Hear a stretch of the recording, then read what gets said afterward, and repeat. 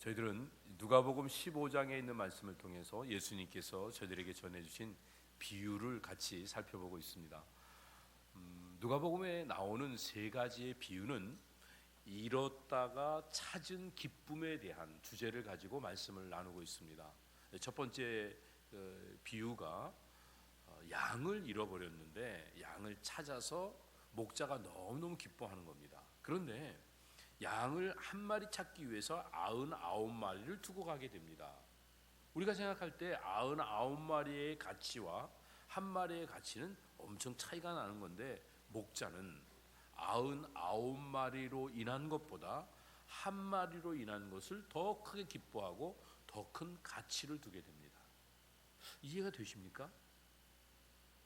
편안하게 이해가 잘 안 되시지만 우리는 이렇게 접근해야 됩니다. 이거는 생명의 가치다. 생명의 가치는요, 숫자로 비교되어질 수가 없습니다. 한 사람의 생명과 온 천하와도 바꾸어질 수 있는 것이 아닙니다. 생명 자체는 무한대입니다. 무한대는요, 무한대 곱하기 만을 해도 억을 해도 똑같이 무한대입니다. 그러기에 생명의 가치는 이렇게 아름다운 것입니다. 이렇게 무한한 것입니다. 그런데 두 번째 비유를 통해서는 동전 10개가 있는데 그 중에 하나를 잃어버렸을 때 하나를 찾으니까 동무들을 불러다가 잔치를 배설합니다. 하나 찾은 값보다 훨씬 더 많은 비용을 지불하게 됩니다. 어떻게 하나가 9개가 이렇게 되죠. 9개의 가치를 능가할 수 있겠습니까? 그런데 여기서 동전이 하나가 9개와 동일한 가치를 갖는 이유는, 동전이 하나 있을 때는 그냥 동전입니다. 그런데 10개가 있으면 여인이 결혼을 위해서 준비하는 모든 준비가 완성되어 있는 표식이 되어지는 것이기 때문에, 그래서 사람들 앞에서 나는 이제 누구에게든지 결혼할 수 있는 준비가 됐습니다를 알리는 그런 모습이 되니까 아주 인생의 귀중한 물품이 되어지는 것입니다. 그 중에 9개만 있어도 가치가 없어집니다. 10개가 다 있어야만 온전한 가치가 주어지기 때문에 하나가 10개의 가치와 동일하다는 이 의미에서 이 동전의 비유가 우리에게 전해졌습니다. 세 번째 비유에서는 예수님께서는 잃은 아들을 다시 찾은 이 기쁨에 대해서 말씀을 하십니다. 그런데 이것은 이제 우리 둘로 나눠 생각했죠. 앞부분에서는 잃어버린 아들이 돌아오게 되었을 때 아버지는 너무 기뻐서 뛰어가서 그 아들을 얼싸안고, 그리고 하인들을 시켜갖고 옷을 새로 입혀주고 반지를 끼워주고 그리고 신발을 신겨주고 살찐 송아지를 잡아서 잔치를 배설하라고 이야기를 합니다. 아들을 잃었다가 찾은 기쁨이 이렇게 큰 겁니다. 그런데 밭에서 일하고 있다가 돌아온 형은 수년 동안 아버지와 함께 있었어도 아버지가 아무런 대가도 안 주고, 요즘 말로 말하면 닭 한 마리 안 잡아주는데, 동생이 왔다고 소를 잡는 걸 보니까 화가 나서 견딜 수 없어서 아버지와 동생에 대해서 블레임을 하고 있는 그 내용이 오늘 본문에 나와 있습니다. 그때 아버지께서 결론을 주시는 게 뭐냐 하면, 동생이 돌아왔으니까 내가 이렇게 화내고 시기할 게 아니라 기뻐하고 즐거워하는 것이 마땅하다, 이렇게 결론을 내주십니다. 결국 잃었다가 찾은 그 기쁨은 우리 모두가 다 함께 기뻐하고 즐거워하는 삶으로 하나님께서 우리에게 교훈을 주고 계십니다. 자, 그런데 그러면 왜 형은 동생이 돌아왔는데 기뻐하지 못할까요? 그 이유는 한 가지입니다. 동생에 대해서 판단을 하는 겁니다. 저 동생은 어떤 동생이에요? 아버지 재산을 나누어서 가지고 나가서 다 탕진하고 돌아온 동생입니다. 그러니까 화가 납니다. 그런데 그 동생을 맞아주면 자기가 갖고 있는 아버지로부터 물려받아야 되는 재산 중에 일부가 다시 동생에게 전해진다고 하면 자기는 손해를 보게 됩니다. 경제적인 손해도 손해겠지만 자기의 위치를 모르고 있는 겁니다. 이 비유의 주도권은 아버지가 끌고 가고 계십니다. 양이 한 마리와 99마리를 비교해서 어느 쪽에 관심을 갖는가는 목자가 정할 일입니다. 9개의 동전과 하나의 동전의 가치를 똑같이 놓고 10개를 다 찾아야 기뻐하는 그 모습은 여인이 결정하는 가치였습니다. 그런데 양이 스스로 결정하고 동전이 스스로 결정하고 아들들이 스스로 자기 가치를 결정한다고 하면 엄청 혼란스러운 일이 야기될 수밖에 없게 됩니다. 오늘 이 비유에서의 문제는, 두 번째 아들의 문제는 자기가 심판주가 된 것입니다. 하나님만이 심판주라는 사실을 간과하고 내가 심판주가 돼서 판단하고 이건 잘했다 잘못했다 아버지는 너무한다 이러면 안 되지. 그리고 아버지를 내가 컨트롤하려고 하는 그 모습, 그것이 구약시대에는 바벨탑을 쌓는 모습으로, 그리고 이방 우상을 섬기는 모습으로 이스라엘 백성들 가운데 있었던 것을 우리가 잘 알고 있습니다. 오늘날은 어떤 모습으로 우리에게 남아있을까요? 오늘 이 말씀을 통해서 우리가 함께 도전을 받았으면 좋겠습니다. 하나님 앞에서 심판자가 되어지는 이 어리석음을 범하게 될 때 우리는 감사를 잃어버리게 됩니다. 우리가 심판자가 되면 하나님이 허락하신 모든 일들에 대해 평가를 하게 되니까, 비교를 하게 되니까 당장은 좋았다가 나보다 더 많이 가진 사람, 더 잘난 사람 만나면 금방 불평하고 짜증을 내게 됩니다. 그러니까 감사를 잃어버리게 되면 기쁨도 잃어버리게 되고 결국은 멸망의 자리로 떨어질 수밖에 없게 됩니다. 오늘 이 말씀을 통해서 우리가 도전받아야 될 게 뭘까요? 잃어버렸던 감사를 회복하는 것입니다. 그래서 하나님이 주신 그 삶의 기쁨을 간직하면서 하루하루를 즐겁고 행복하게 사는 일이 필요합니다. 이것은 환경이나 조건을 바꾸는 문제가 아니라 우리의 믿음을 새롭게 하는 것입니다. 우리의 삶의 관점을 바꾸는 것입니다. 세상의 관점이 아니라 하나님 나라의 관점을 가지면 우리도 이렇게 믿음을 가지고 행복하게 삶을 살 수 있는 줄 믿으시기 바랍니다.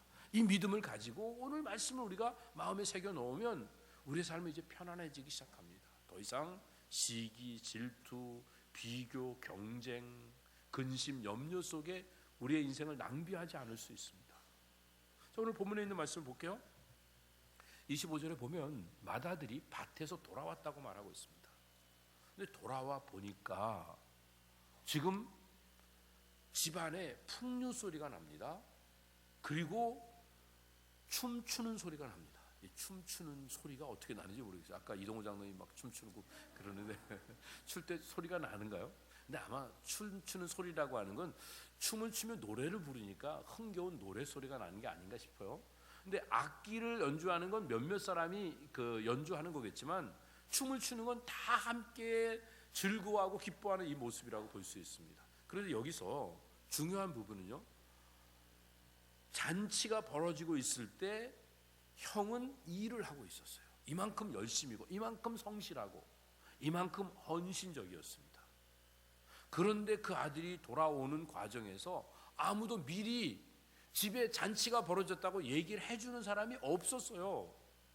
그래갖고 이게 무슨 소리냐? 웬 악기 소리고 웬 춤추는 소리냐? 그러면서 종을 불러다가 물어봅니다. 근데 그 종이라고 하는 단어가 이제 그 파이돈이라고 하는 어린아이라는 단어로 쓰여졌습니다. 그거는 아마 하인이 어린아이였는지 아니면 하인들을 어린아이를 지칭했는지 모르겠습니다만, 여기서 중요한 부분은 이 첫째 아들이 이 하인에게 편안하게 얘기할 수 있는 대상, 뭐든지 물어보고 뭐든지 서로 서슴없이 주고받을 수 있는 이런 대상이 아니었는가, 이렇게 생각을 해보게 됩니다. 근데 그 하인이 이렇게 말합니다.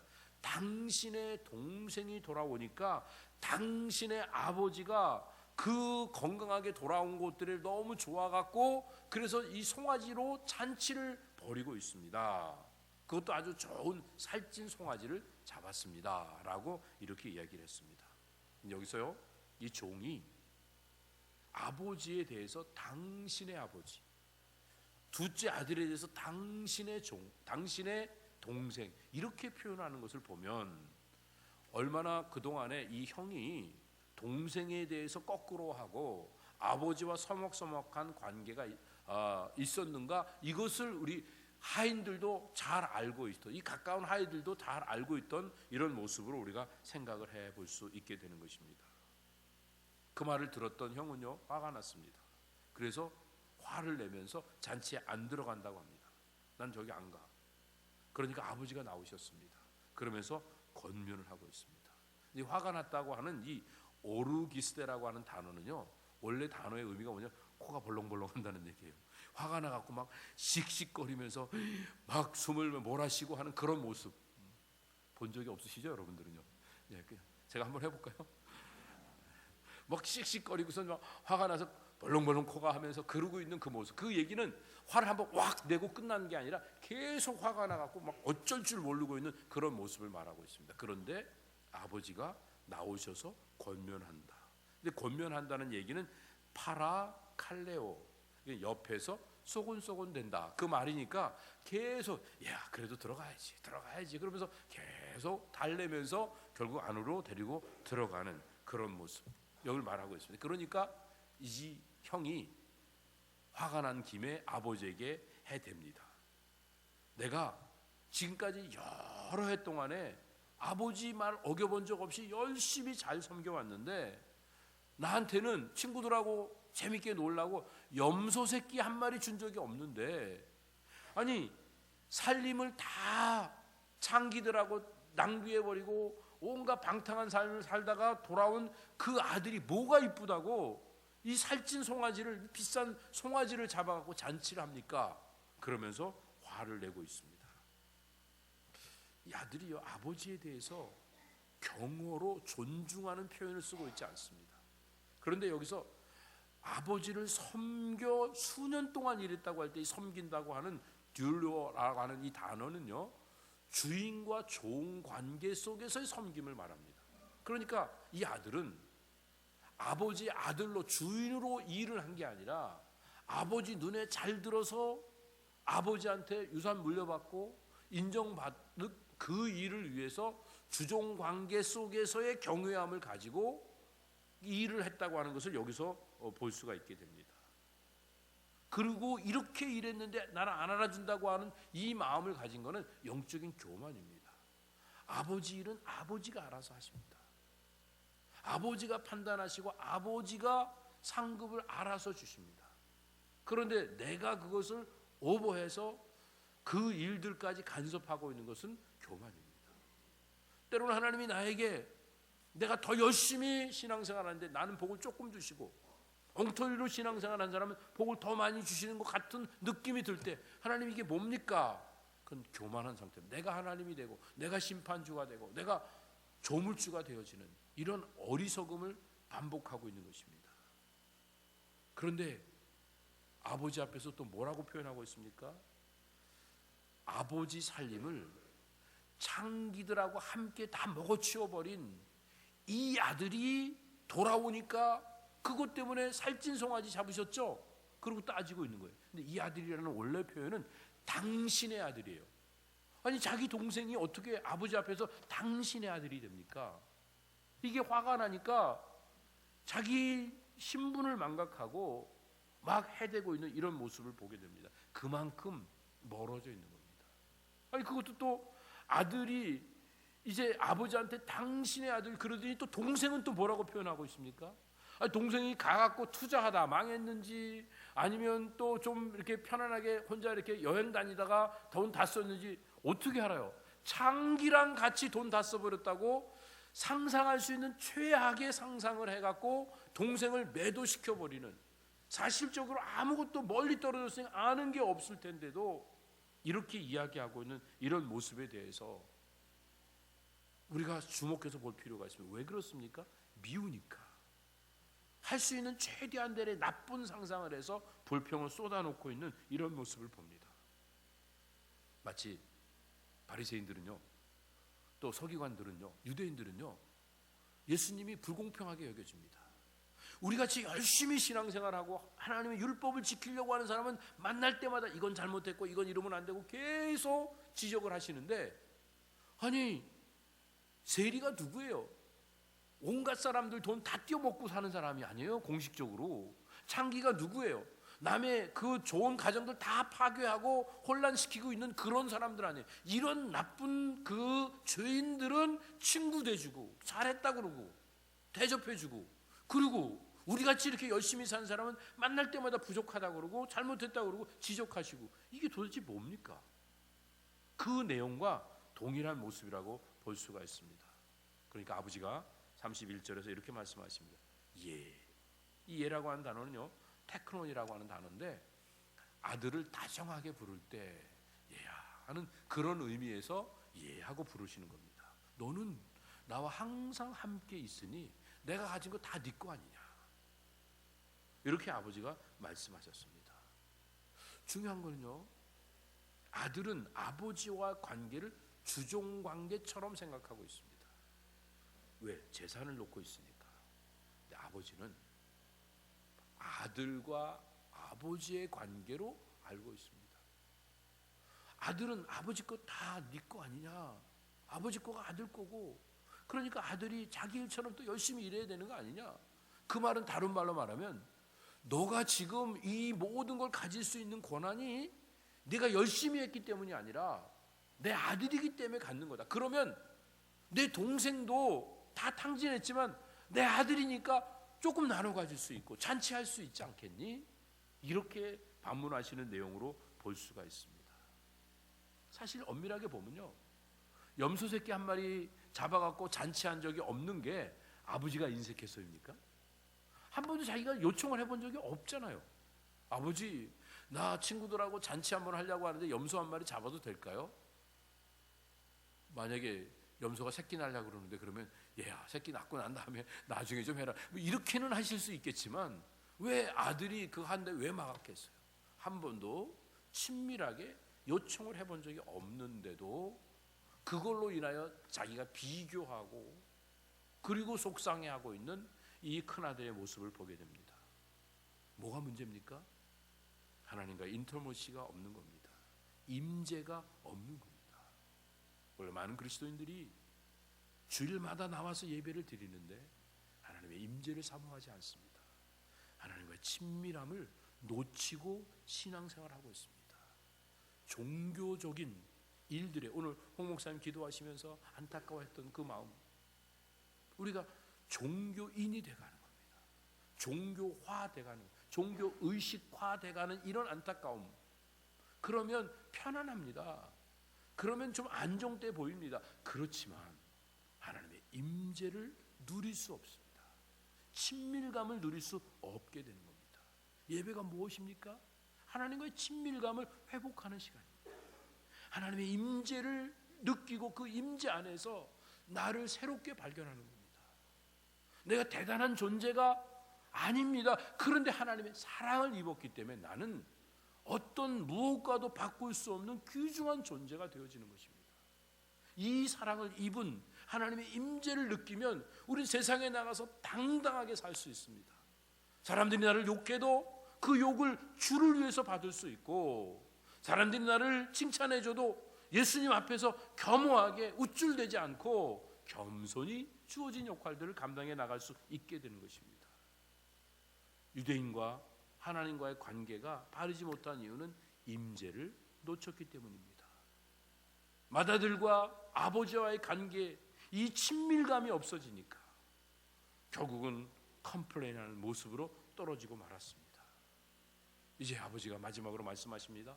이 내 동생은 죽었다가 살았으며 내가 잃었다가 얻었기로 우리가 즐거워하고 기뻐하는 게 마땅하니라. 이 비유의 결론은 즐거워하고 기뻐하는 것입니다. 왜?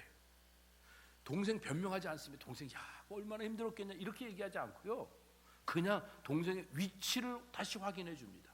죽었다가 살아난 아들이다. 잃었다가 다시 찾은 아들이다.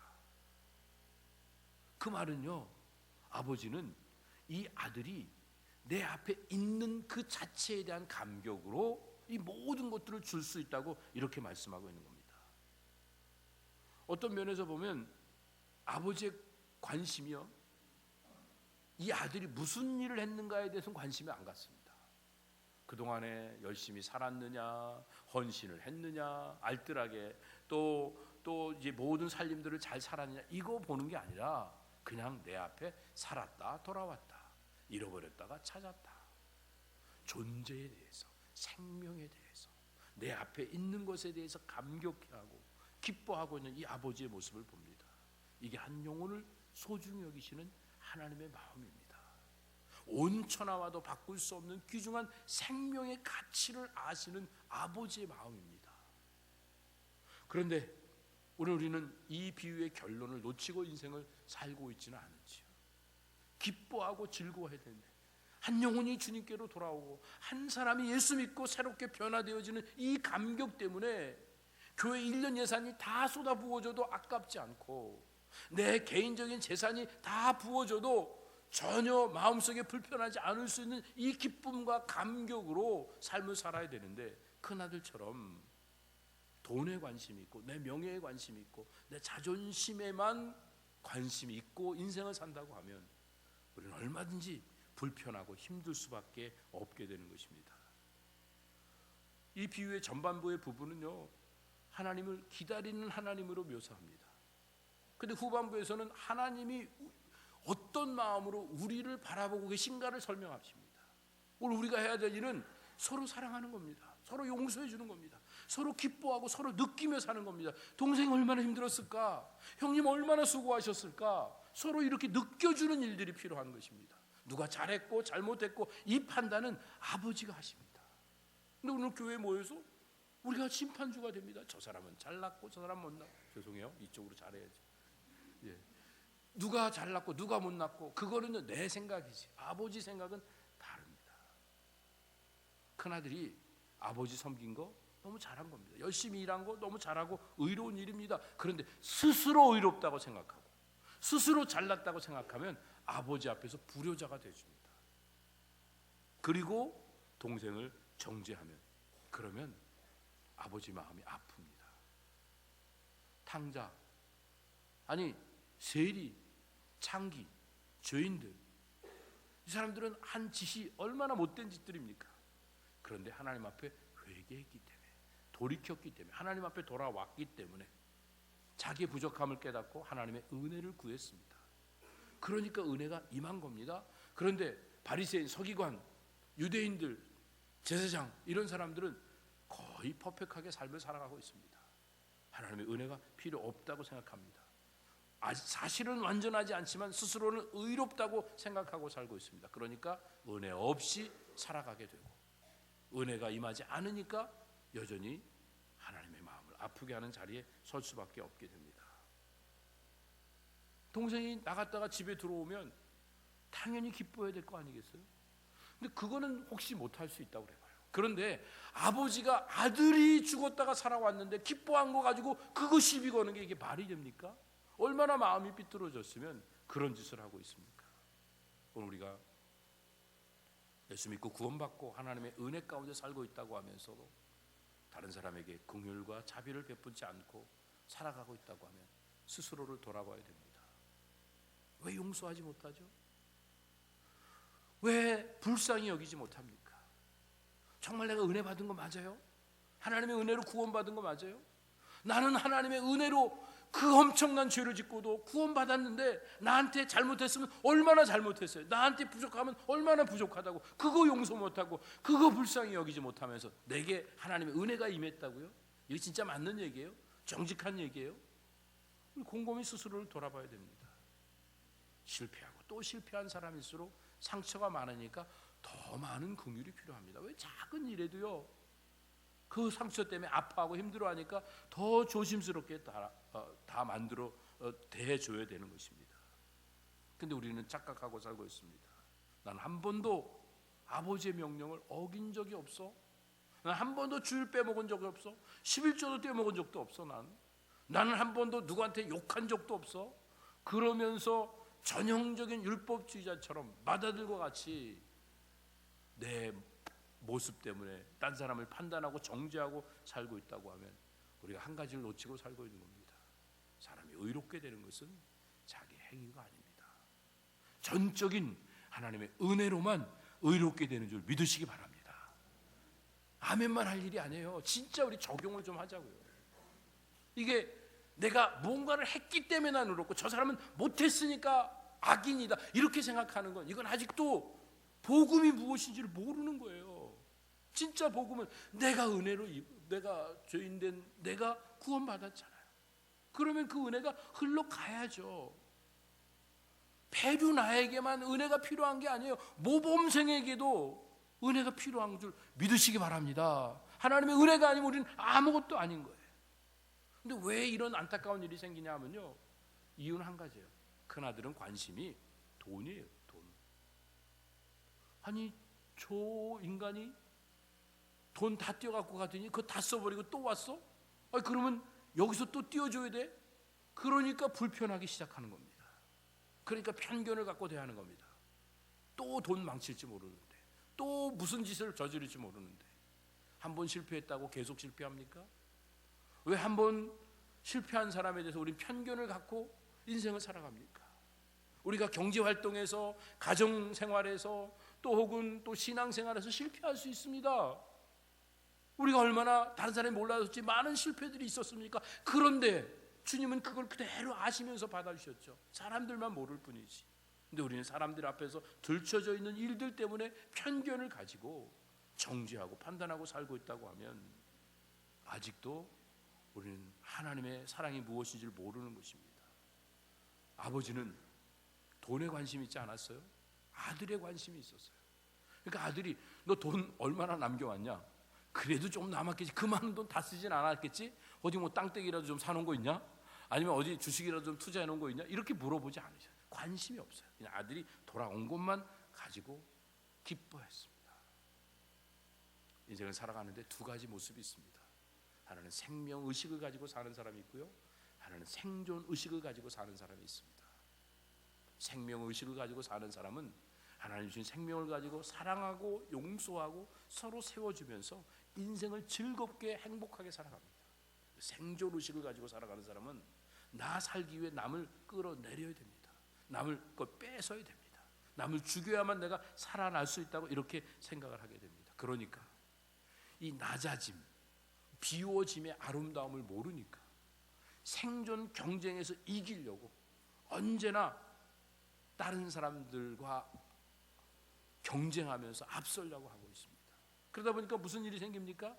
뭔가 딴 사람의 얘기에 귀를 기울이고 함께 아파하고 함께 즐거워하고 그러다가 보면 나는 도태되는 거예요. 내 일은 언제예요? 그러니까 안 들어야지, 안 봐야지, 안 느껴야지. 그리고 내 길만 걸어갑니다. 그렇다고 돈이 모아지든가요? 그렇다고 인생이 좀 더 나아지든가요? 이제 이만큼 경험했잖아요. 언제 인생이 아름다워집니까? 볼 걸 보고 느낄 걸 느낄 수 있어야 아름다워집니다. 근데 보려고 해도 눈 비누리 가려서 안 보여요. 언제 우리 눈에 비누리 벗겨지죠? 누군가로 해서 뜨거운 눈물을 한번 흘려보세요. 눈의 비누리 벗겨집니다. 정죄하고 비판하는 게 아니라 사랑스럽고 불쌍히 여길 수 있게 됩니다. 언제 우리 입에서 사랑의 언어가 나오고 축복의 언어가 나옵니까? 웃음이 넘칠 때, 함께 웃어줄 때, 함께 칭찬하고 함께 웃어주는 그 마음을 가지면 나도 모르게 그 우리의 말의 언어가 바뀌어지게 되는 것입니다. 눈물을 흘리면서 씨를 뿌리는 삶은 절대로 낭비가 아닙니다. 그런데 사탄은 우리를 속여요. 야, 그렇게 살면 너 도태된다. 너 남 다 퍼주고 남 일 다 챙기고 그럼 너 뭐 먹고 살래? 너 나중에 어떻게 살래? 이 고난 받다가 욕 먹다가 너 완전히 너 팽당한다. 너 이렇게 약해지고 이렇게 상처받고 그러면 언젠가는 버림받아. 강해져야 돼. 뭔가 움켜줘야 돼. 높아져야 돼. 자꾸 사탄은 우리를 속입니다. 주님은 우리에게 말씀하십니다. 진정한 기쁨은 슬픔을 껴안을 때 오는 거다. 숭고한 사랑이라고 하는 것은 나를 미워하는 자를 오히려 축복하고 사랑으로 감싸줄 때 숭고한 사랑이 열매 맺힌다. 영원한 생명이라고 하는 것은 죽음을 넘어서야 그것을 온전히 누릴 수 있는 거다. 주님은 간곡하게 우리에게 말씀하십니다. 탕자가 돌아오니까 아버지는요 그냥 있지 않았어요. 탕자보다 더 낮은 마음으로, 더 찢어진 그 마음으로 달려가서 그를 안아주었던 것입니다. 오늘 주님 우리에게 말씀하십니다. 부족해도 괜찮다. 모자라도 괜찮다. 아직도 못났어도 괜찮다. 그냥 돌아만 와라. 내 품에 안기기만 해라. 주님의 이 음성을 듣고 우리 모두가 다 주님 앞으로 왔으면 좋겠습니다. 아직도 우리는 비교하고 있습니까? 아버지, 쟤는 왜 사랑하고 나는 안 사랑하는 거예요? 똑같이 사랑하시는데 사랑의 방법이 다를 뿐이에요. 작은 아들은 굶다가 돌아왔으니까, 거지가 돼서 돌아왔으니까 옷 갈아입혀주고 가락지 끼워주고 그리고 신발 새로 신겨주는 거예요. 그리고 잔치 베풀어 주는 거예요. 그런데 작은 아들은 사랑하는 방법이 뭐죠? 후계자 수업시키는 거예요. 더 열심히 일해라. 이것도 해야 돼, 저것도 해야 돼. 야단도 치고 경책도 하고 그러면서 염소 새끼 한 마리도 안 주지만, 그러나 아버지는 열심히 가리키며 사랑을 베풀고 계신 겁니다. 우리 한번 그림 한번 볼까요? 렘브란트가 이제 그렸던 그 탕자의 돌아옴이라고 하는 그림인데요. 이 그림에 보시면 이 렘브란트는 빛으로 전체의 스토리를 만들어가는 이런 화가예요. 그러니까 어디에 빛이 제일 많이 환하게 비쳤는가를 보면 거기서 이제 중심을 얻을 수 있는데, 아버지의 얼굴과 또 둘째 아들의 그 뒷모습에 빛이 많이 비춰지고 있습니다. 아버지는 어떤 모습입니까? 얼마나 아들을 애타게 기다렸어요. 그래서 기운이 탈진되어 있는 이 모습, 그렇지만 기쁘고 평안한 모습. 아버지의 두 손이 아들의 어깨에 얹혀져 있는데 손이 짝짝이죠, 그렇죠? 왼손은 이제 정말 이게 어떻게 됐나요? 한쪽 손은 기따랗고 한쪽 손은 이제 울퉁불퉁하고, 이렇게 보니까 아버지가 왼손잡이인가 보네요. 이렇게. 그래서 오른손은 우락부락 아니야. 오른손은 여인의 어머니의 손 같은 거. 또 왼손은 또 이렇게 아버지의 그 우락부락한 손이 이렇게 펼쳐져 있는 이런 모습.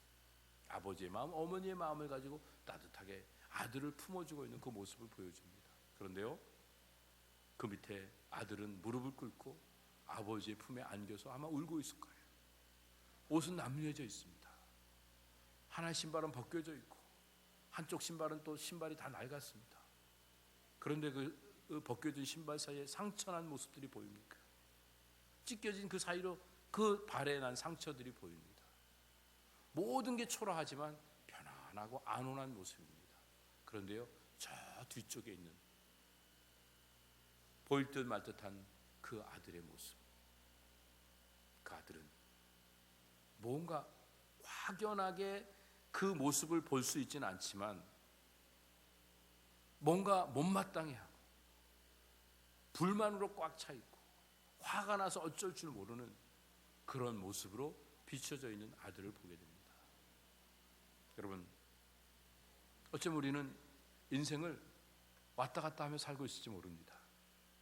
주님을 만나기 전에 밖에 나가서 둘째 아들처럼 온갖 방탕한 일을 다 하고 살면서 아버지의 마음을 아프게 했습니다. 그리고는 겨우 집에 돌아와서는 큰아들처럼 다른 사람하고 비교하면서 내가 만족하지 못하다고 큰아들로서 또 이것저것 불평하고 불만하며 아버지의 마음을 아프게 하는 이런 자식으로 삶을 살아가고 있지는 않습니까? 왜 아버지가 마음이 아픈 거죠? 우리가 일 열심히 안 해서요? 우리가 하나님 앞에 헌신하지 않았기 때문에요? 아니요. 아버지 앞에서 친밀감을 잃어버리고 아버지 앞에서 감사를 잃어버렸기 때문에 그렇습니다. 아버지와 함께 사는 게 얼마나 즐거운 일입니까? 아버지의 걸 누리는 게 얼마나 감사한 일입니까? 주일날 갈 교회가 있는 게 얼마나 감사합니까? 아니, 교회 이쪽 저기 300개나 넘는데 아무데나 가면 되지. 아무데나, 이렇게 표현하면 진짜 혼날 수 있어요. 아무데나 가보세요. 아무데나 가면 교회가 됩니까? 진짜 우리가 하나님의 은혜 속에서 하나님 앞에서 이렇게 같이 믿음의 형제와 자매와 함께 사랑을 나눌 수 있는 이 공동체를 갖고 있는 게 얼마나 감사합니까? 가정, 아무 집이나 들어간다고 가정이 되는 겁니까? 우리가 정말 같이 사랑을 나눌 수 있고 생명을 나눌 수 있는 이 가족들이 있는 게 얼마나 감사합니까? 아버지의 집에서 감사를 회복해가는 이 일들이 우리에게 필요한 것입니다. 그런데 감사를 잃어버리니까 비교합니다. 경쟁합니다. 시기합니다. 분노합니다. 그리고 삶이 어렵다고 투덜대고 있습니다. 문제가 뭐죠? 잃어버린 감사를 회복하는 것, 이것을 등한시하고 있습니다. 예수님 당시에 세계를 지배하던 나라가 로마입니다. 근데 로마가 무슨 특별한 능력을 갖고 있지 않았습니다. 경제적으로 보면요, 카르타고 사람들이 훨씬 더 부가 많았습니다. 그리고 기술적인 면에서 보면 에트루리아 사람들이 훨씬 기술력이 뛰어났습니다. 그리고 체력적으로 보면 켈트족이나 또 이제 게르만 민족들이 훨씬 강인했습니다. 정신적으로 그리스 사람들의 정신을 어떻게 따라갑니까? 그런데 그 사람들은 다 망했습니다. 그 주변 강대국들은 다 망했는데 로마는 신성 로마 제국까지 하면 얼마나 근대까지 그 영향을 발휘하면서 역할을 했습니까? 이런 놀라운 능력이 어디서 나왔습니까? 한 가지입니다. 포용력입니다. 어떤 나라를 지배하면 그 나라에 자주권을 줍니다. 경제적, 정치적 독립을 인정해 줍니다. 그리고 그 사람들 중에 원로를 모셔다가 로마의 원로원 대우를 해줍니다. 그러니까 나라들이 함께 할 수 있었습니다. 그런데 나라가 점점 부강해지고 아무도 시비를 거는 사람이 없게 되니까 몇몇 사람들이 갖고 있는 특권을 더 많이 누리려고 얼마나 인생을 방종하게 살았는지 모릅니다. 그래서 세 끼 먹는 게 너무 속상해 갖고요, 그 사람들은 5끼를 먹으려고 애를 썼어요. 5끼를 어떻게 먹냐고요? 여러분도 그렇게 하시려고요? 알려주지 않는 게 나을 것 같기도 한데 혹시 궁금하니까 제가 그냥 슬쩍 알려드릴게요. 실을 갖고 다니는 겁니다. 밥 먹고 실을 삼켜요. 그리고 빼내면 그 다음에 여러분들 상상 알아서 하세요. 그리고 또 먹는 겁니다. 왜? 먹는 게 너무 좋으니까. 이 산의 진미가 너무 많은데 이걸 언제 다 먹어요?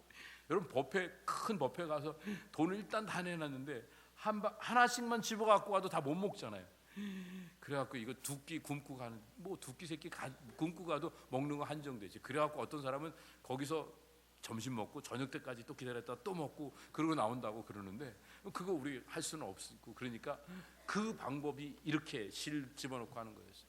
그런 식으로 인생을 그렇게 타락해서 살기 시작하니까 자기가 자기의 삶을 누리기 위해서 누군가의 걸 빼앗고 경쟁해야 되고 누군가를 짓밟아야 되니까 결국은 이 포용력이 상실되어지기 시작해서 로마는 망하게 됩니다. 한 개인이나 가정이나 교회나 국가가 언제 망하죠? 이 포용력이 상실되어질 때. 당신이 나보다 더 잘났고 당신이 나보다 더 훌륭하고 당신이 나보다 더 존중받아야 됩니다라는 이 마음이 없이 공동체가 움직여지기 시작하면 그 공동체는 슬금슬금 힘이 약해지기 시작하고 언젠가는 파괴되어질 수밖에 없게 되어지는 것입니다. 한 가지 분명한 건 남 무시하면 내가 먼저 망한다는 겁니다. 이 사실을 모르고 오늘날도 많은 사람들이 경쟁 구도로 삶을 살아가고 있습니다. 큰아들이 자기의 옳음을, 자기의 헌신을, 자기의 잘남을 증명하기 위해서 동생의 잘못된 것들을 들춰내고 지적하고 그리고 심판자가 되어서 아버지까지도 정죄하고 있는 이 어리석음을 범하게 될 때 나도 남도 다 망하고 말았던 거 아닙니까? 뭐가 문제가 됩니까? 큰아들이 죽도록 일했는데 대접 못 받았다고 그게 문제예요? 왜 억울해요? 이게 다 내 건데 이 재산 큰 거 다 유지하려면 열심히 수업해야지. 이거 재산 유지할 수 있죠. 그러니까 한눈 팔 시간이 어디 있어요? 송아지 잡아먹고 염소 새끼 잡아먹고 그럴 시간이 어디 있어요? 열심히 익혀야죠. 아니 동생이 또 밖에 나갔다가 돌아왔는데 형은 염소도 안 잡아주는데 나는 살찐 송아지 잡았으니까 약 올라 죽겠지 형. 그러면서 내가 아버지한테 더 사랑받는 사람이야. 그리고 자랑하고 있으면 이게 얼마나 못난 인간입니까? 자랑할 것도 없고 속상할 것도 없는 겁니다. 어떻게 보면 둘째 아들은 세상 재미 볼 것 다 보다가 잔치 주인공이 되니까 신났죠. 그렇지만요, 누가 보상을 해준다고 그게 보상이 돼요? 아버지가 잔치해준다고 그 잊어버렸던 시간, 잊어버렸던 재산 때문에 자기 인격이 타락하고 자기의 삶이 망가진 게 그게 회복이 금방 되나요? 자기가 아버지의 후계자로서 성숙할 수 있는 기회를 놓쳐버렸잖아요. 그거는 자기가 감당해야 될 거잖아요. 살면서 하인들한테 무시받을 거예요. 일도 잘 못할 거 아니에요. 일도 시키지도 제대로 못할 거 아니에요. 뭐 일처리도 하인들한테 다 물어봐서 해야 되고, 이게 얼마나 앞으로 당해야 되는 고난이에요. 잔치 받는다고 그게 다인가요? 아니 지금 잔치 배설 안 됐다고 이 모든 이 큰 살림을 다 할 수 있는 능력, 특권을 가졌는데 그게 뭐가 문제가 되는 것입니까? 괜히 현실적으로 비교해갖고 누구는 잘났는데 누구는 대접받는데 나는 대접 못 받고, 아니 교회가 뭐 이래, 일하는 사람은 안 알아주고 일 안 하고 말만 하는 사람 알아주고, 목사님이 눈이 삔 거 아니야? 아니 뭐 장로님들이 뭐가 잘못된 게 아니야? 생각들이 없는 거 아니야? 혹시 이렇게 생각하고 있지는 않은지. 여러분, 화를 내고 분을 내면 자기만 더러워집니다. 화낸다고 해서 일이 뭐 잘 된 게 있어요? 그러다 보니까 제가 지금 화내고 있는 것 같은 느낌이 드는데, 한번 생각해 보세요. 여러분 막 집에서 막 화냈더니 일이 됐다? 일이 된 게 아니에요.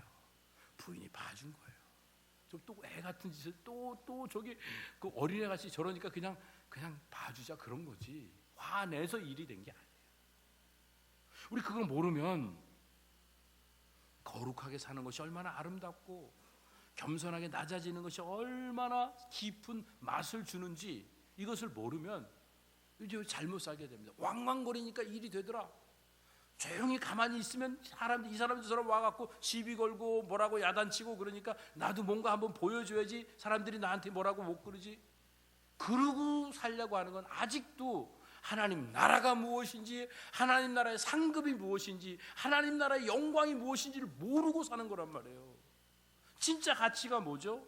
누가 앞서냐, 누가 먼저 되느냐, 나중 되느냐, 이게 아니에요. 제자들은 그거 모르니까 누가 앞에 설까요? 누가 으뜸이 될까요? 이거 예수님한테 궁금해갖고 물어보고 있는 거 아니에요? 지금 얼마를 받았느냐, 송아지 받았는지 염소 새끼 받았는지 그게 문제가 아니란 말이에요. 문제는 하나님이 부르신 자리에서 누가 더 아들답게 살았는지, 누가 더 아버지의 이름을 높이며 살았는지, 이게 진짜 우리의 언어가 되고 우리의 영광이 되어지는 것입니다. 이거 모르면 예수 믿은 다음에 아니 내가 예수님이 이렇게 열심히 믿었는데 생활도 달라지지 않고 자식이 또 잘 되는 것도 아니고 건강해지는 것도 아니고 이게 뭐야 도대체.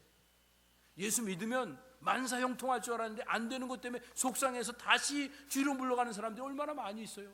잘 모르고 있는 겁니다. 예수 믿으면 만사형통은 올 수도 있고 안 올 수도 있어요. 물론 대부분 오지만, 그러나 중요한 거 한 가지 꼭 오는 건 뭐냐면 예수를 믿었기 때문에 세상에 대해서 노할 수 있는 능력을 갖는 겁니다. 죄가 우리를 유혹할 때 거기에 빨려 들어가지 않고 예수 그리스도의 십자가의 보혈로 물리칠 수 있는 이 강인한 이 실력을 가질 수 있게 된 거예요. 왜? 나는 죽어도 살아나니까. 이 땅에서의 고난이 하늘나라의 영광으로 이어지게 되니까, 그래서 십자가의 길을 담대히 걸어갈 수 있게 되는 것입니다. 이 믿음을 가진 사람은 그래서 정직하게 살 수 있습니다. 그래서 겸손하게 살 수 있습니다. 내 것을 다 내어놓고 아무것도 주어주는 것이 없어도 잃어버렸던 감사를 회복하며 살아갈 수 있게 됩니다. 그러니까 행복하죠. 그러니까 기쁘고 즐겁죠.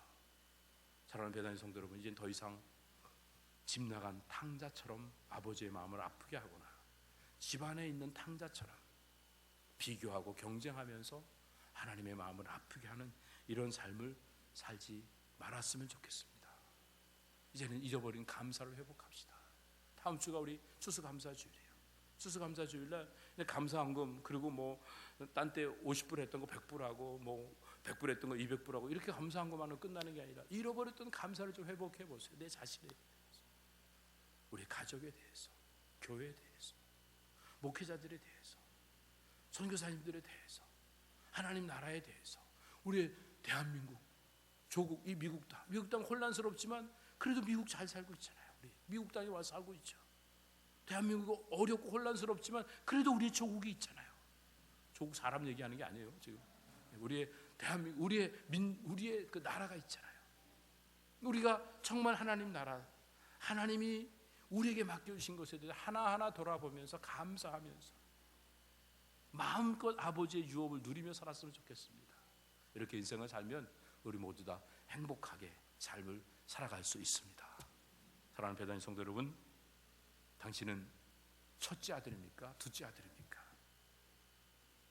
중요한 것은 나는 아버지의 마음을 기쁘게 해드리는 아들인가, 아버지의 마음을 아프게 해드리는 아들인가, 그것이 더 중요한 것입니다.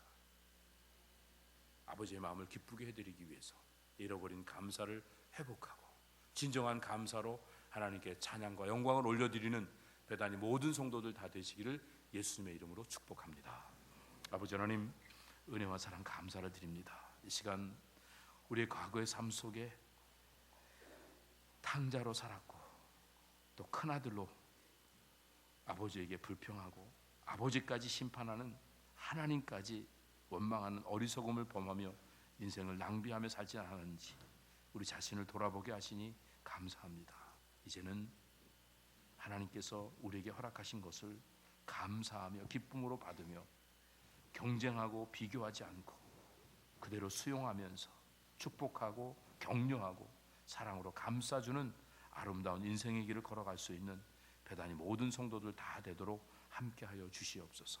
이번 땡스기빙에는 잃어버린 감사를 회복하게 하시고 이전에 없던 하나님 앞에 진정한 큰 영광과 찬양이 되어지는 감사로 하나님의 이름을 높여드릴 수 있도록 은혜를 더하여 주시옵소서. 예수님의 이름으로 감사하며 기도드립니다. 아멘. 함께 자리에 일어나셔서 찬양 올려드립니다.